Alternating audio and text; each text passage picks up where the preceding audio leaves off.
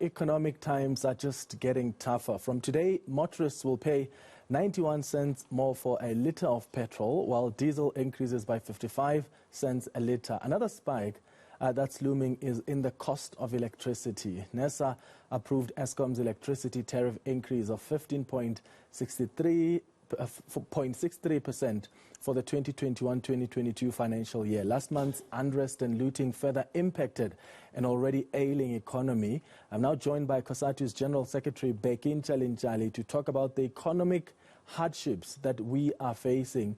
Mr. Ntshalintshali, thank you so much for your time on the lead this afternoon. As I indicated, from today, consumers paying an extra 91 cents per litre of petrol.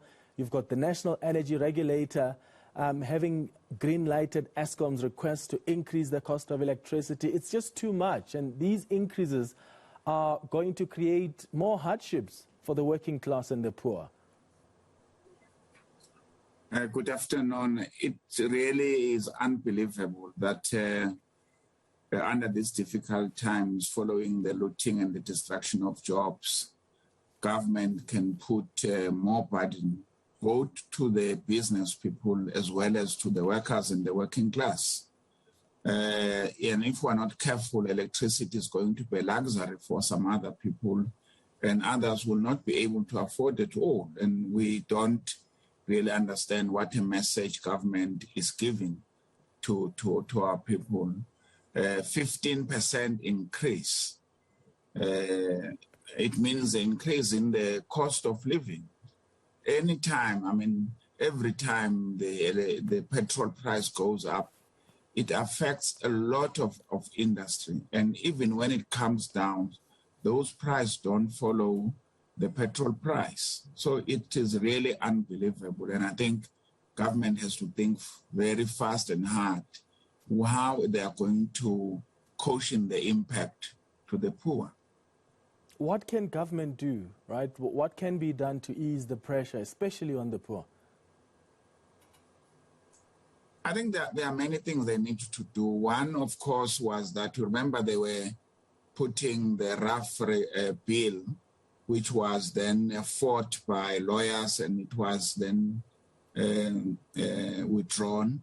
But secondly, the question of just looking to the electricity, I think they could afford to have waived it a little bit so that they could allow the economy to recover and be able to give maybe some increase to Eskom.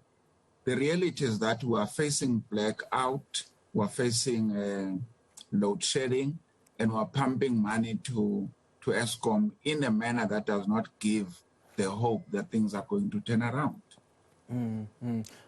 We've got the 350 unemployment relief, right? It will help a bit, but it's only until next March. So government also not committing to a basic income grant at this stage. Yeah, it was going to help a bit without the electricity and petrol price. Now that we have added the petrol price and the electricity, it means we have wiped it off. There's nothing. Those people have really nothing. We're hoping this time that when government is talking about increasing this to the end of March, we're hoping that some hard work needed to be done so that we don't withdraw this relief. It just shows it's required by our people. It makes a difference. The agenda that we needed to be engaging on moving forward is how to make it permanent and therefore discuss how we're going to increase. Many countries in the world, including poor countries, they got what is equivalent to the basic income grant. We know in other countries, people, even students, people who are just unemployed, they are going to be getting what is sometimes in England called a dole, because they need to be taken away from criminality. They need to be able to eat and moving forward. So it's a commitment I think government has to ensure that we don't just be debating whether it's necessary or not, which will be debating its affordability. Yeah, well, I mean, some may argue those countries, have a budget. Their, fiscus is quite strong compared to ours. What pressure are you putting on government? You just concluded your Central Executive Committee meeting. The issue of the basic income grant has been an ongoing conversation. You've been calling for it, the ANC constantly, every single year at January 8 celebrations. The January 8 statement speaks to the commitment to implementing a basic income grant. And yet, here we are. We still don't have a clear plan and a commitment to realize it. Let me just first say this. Those other countries that are affording the basic income grant, yes, their revenue might have been different, but there are other things that they are doing correctly. They are dealing with looting, they are dealing with corruption, they are dealing with outflow illicitity. Yeah. We're not doing with those particular issues. So in our case, it is not the question of just we don't have enough revenue. We're unable to collect it correctly, but whenever we have collected it, we're allowed to use it in a manner that is unbelievable.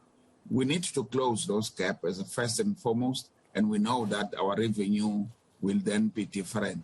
But secondly, we are speaking to government, because when you speak to the ANC on some of these issues, you'll be on the same level.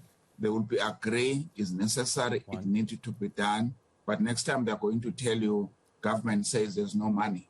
We have been talking about the return of this 350, and what did we do differently this time? We go to the president and we said, President, you are responsible. You lead the cabinet. You must ensure that this thing is returned. At least as we speak it now, we said we are happy that the president has listening, has talked to his cabinet. That's what we are going to do moving forward. Put pressure, lobby, put facts, put evidence to those who are policymakers that this thing is possible. All right. Cosatu's General Secretary Bheki Ntshalintshali, thank you so much for your time on The Lead this afternoon.